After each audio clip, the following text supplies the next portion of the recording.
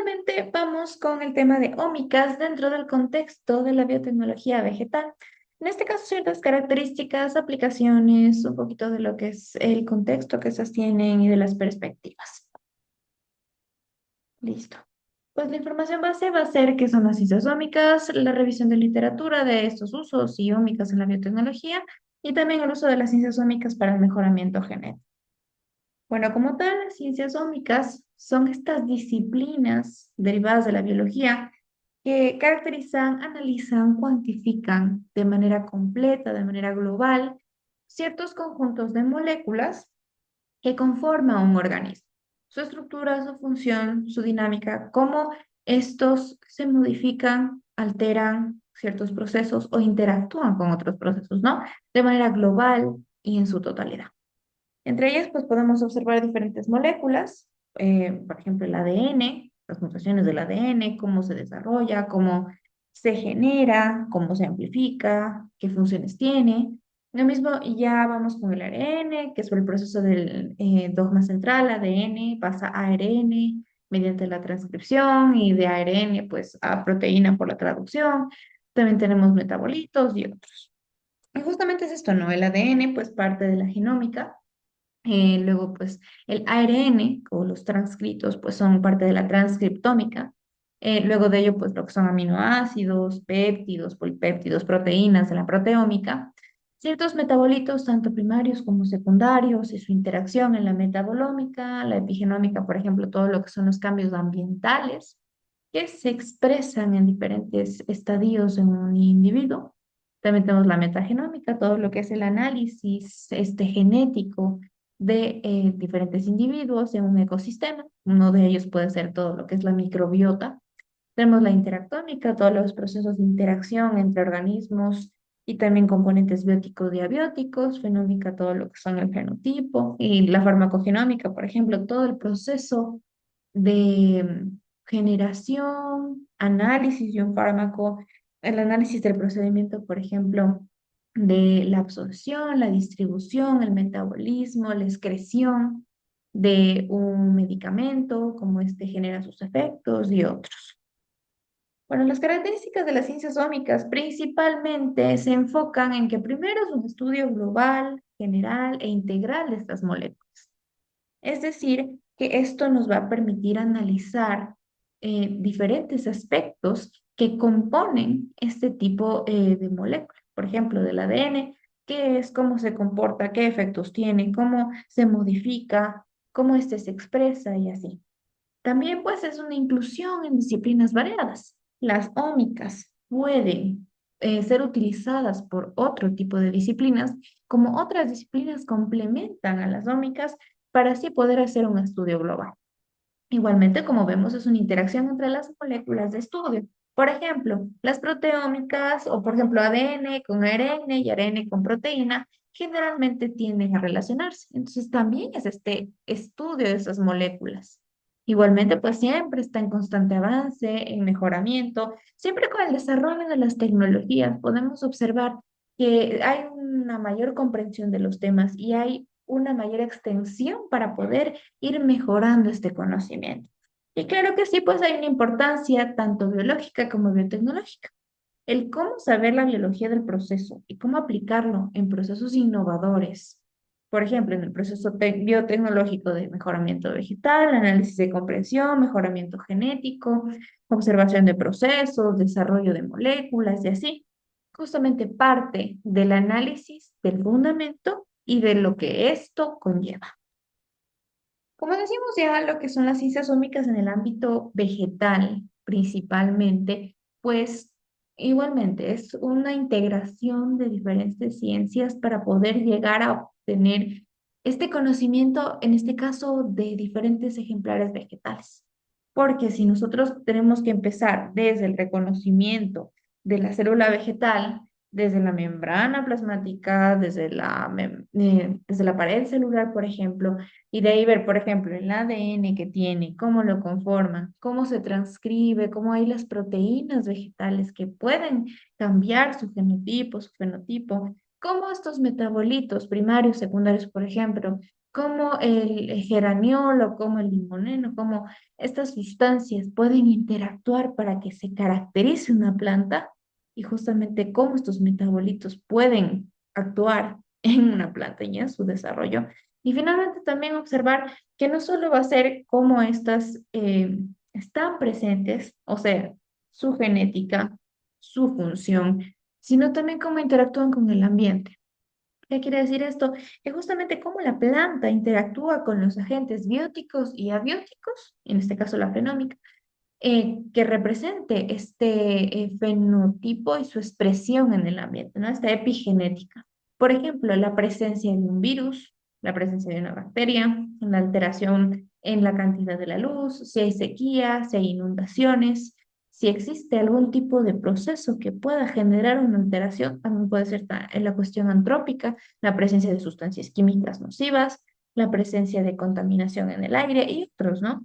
Que pueden hacer que esto se modifique y que experimente tanto cambios benéficos como cambios nocivos. La idea es de que estas ciencias ómicas analicen el aspecto en campo, puede ser in situ, también poder hacer experimentos ya en ex situ, en este caso, por ejemplo, en laboratorio y hacerlo de manera in vitro, y también hacerlo de manera in silico. ¿Qué quiere decir esto? No necesito directamente una planta para poder hacer el proceso, sino yo tengo un genoma vegetal. Ese genoma vegetal puedo predecir qué puede pasar de aquí a mediano o largo plazo y así con eso, in silico, todo de manera digital, poder descubrir qué puede pasar. Por ejemplo, si de aquí a 20 años me invento la calidad del aire va a afectar la producción del cacao porque va a reducir los ácidos grasos que éste posee, ¿qué puede pasar si yo altero un gen sin alterarlo en laboratorio, evitando costos, tiempos y por ejemplo, las alteraciones éticas y todo lo demás? Entonces, ¿cómo hacerlo? Es la idea de poder implementar esto de aquí.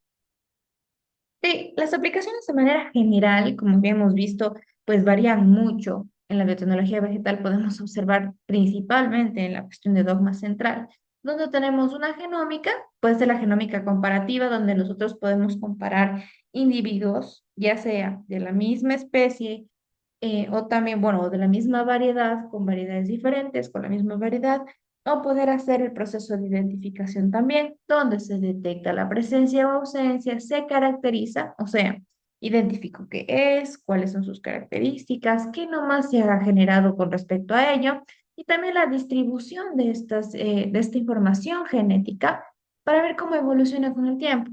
Por ejemplo, si nosotros hablamos del maíz, el maíz, pues, es una especie que ha estado en constante evolución, que nace de comunidades primitivas como una semilla bastante pequeña, hasta terminar como la mazorca de maíz que la vemos en la actualidad, que es mucho más productiva y que está, bueno, en expansión mundial en diferentes cultivos. Entonces, es justamente ver cómo evoluciona de manera genética y qué características tiene, ¿no? Igualmente, pues la identificación y clonación, si queremos clonar diferentes materiales genéticos que tengan características adecuadas, y también hacer genética reversa. Es decir, si yo tengo un producto, quiero observar qué sucedió antes. Por ejemplo, al revés, si yo quisiera tener un maíz, quiero ver cuál es su ancestro, también poder hacerlo, ¿no? Igualmente utilizando metodologías de biología celular para el cultivo de tejidos, ya sea, bueno, en este caso tejidos vegetales, estudios de interacción entre ciertos organismos con sustancias químicas o entre organismos también. Luego tenemos la transcriptómica, que es justamente comparar estos transcritos, o sea, los ARN mensajeros que se producen luego del proceso de transcripción, para ver cómo se van modificando gracias a esta epigenética, gracias al ambiente. Por ejemplo, cómo se expresan los genes de una planta cuando hay mucha agua, o por ejemplo, cuando hay una escasez terrible de agua. Entonces, ver cómo se modifican, qué cambia, qué puedo utilizar para especies adaptables a mediano y largo plazo. Lo mismo con el proceso químico y biológico. Ver cómo esto afecta y así poder analizar el cómo se comporta una planta.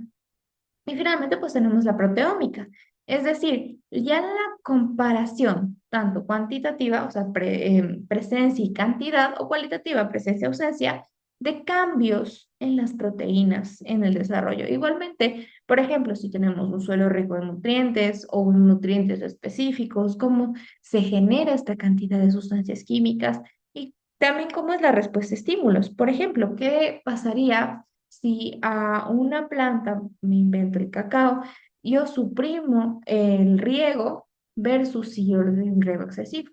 O también si yo coloco más sol, o por ejemplo con las rosas, si yo hago un fotoperiodo no de 16:8, sino de 24 horas o así, ¿no? ¿Cómo responden a los estímulos y cómo estos estímulos afectan al desarrollo vegetal? Bueno, para la biodiversidad vegetal hay muchos enfoques, como habíamos visto en la genómica comparativa, ver cómo complementamos las anotaciones funcionales estructurales, o sea, como por ejemplo, en una planta los pétalos pueden ser de una manera, pueden funcionar de una manera que en otra, por ejemplo, el tallo, las hojas, los frutos, las inflorescencias y otros. Y identificar, ¿no? ¿Qué genes son los importantes, en este caso en la agricultura, para que orientemos esto y podamos utilizarlo, por ejemplo, en esta selección con marcadores moleculares que vimos anteriormente? También tenemos la transcriptómica comparativa, ya es ver cómo los genes se transcriben y generan ya procesos un poco más evolutivos, cómo se adapta la planta y qué condiciones específicas fueron necesarias para que esta planta se exprese de esa manera. Aquí tenemos también el proceso de domesticación, selección de semillas, mejoramiento básico.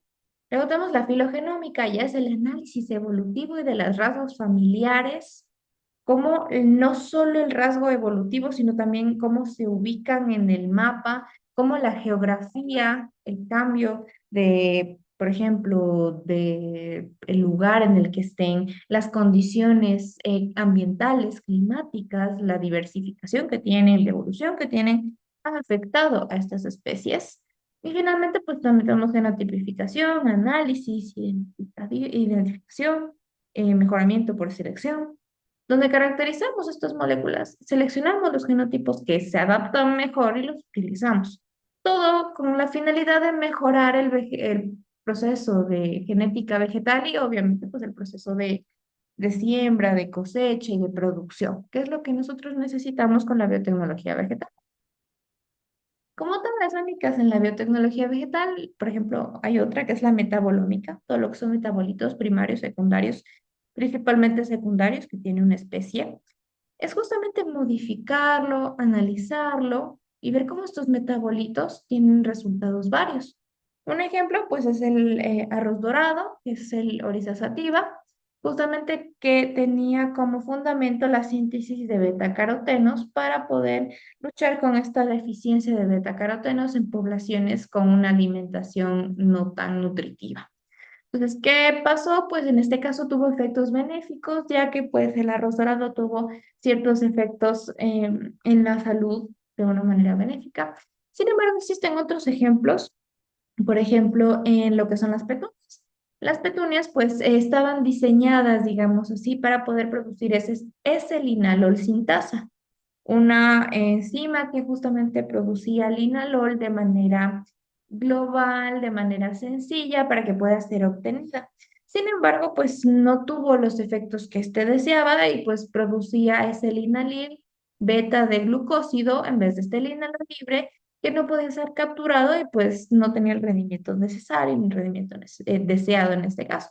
Entonces, justamente pueden haber casos positivos como casos negativos de la metabolómica que justamente necesitan información más precisa, y por eso son las ómicas, del metabolismo vegetal. Cómo se produce el metabolito, cómo este se modifica en el ciclo de la planta, cómo se obtiene y cómo lo puedo generar para mí misma. Lo mismo pues las aplicaciones, notamos la genómica funcional, donde caracterizamos estos genes, me dicen qué función tienen, cómo hay mutaciones, si es wild type, qué mutaciones tiene o cuáles genera, qué opciones tengo, cuáles son las más óptimas. Lo mismo con la genética cuantitativa, es el estudio de la regulación de estos rasgos, o sea, qué metabolitos tiene, cuántos hay, qué biomasa genera, en qué cantidad. Y lo mismo, qué genes se relacionan con esta variabilidad. Por ejemplo, si tenemos diferentes losis cuantitativos, que son los QTLs, específicos y de interés, como por ejemplo la producción de vitamina E, donde se encuentran, cómo se expresan y cómo puedo utilizarlo para mi beneficio. Igualmente, pues podemos ver otros ejemplos, que es la evaluación de equivalencia sustancial de los organismos genéticamente modificados. ¿Qué quiere decir esto? Generalmente son pruebas que se utilizan para evaluar la seguridad y la eficacia de los organismos genéticamente modificados.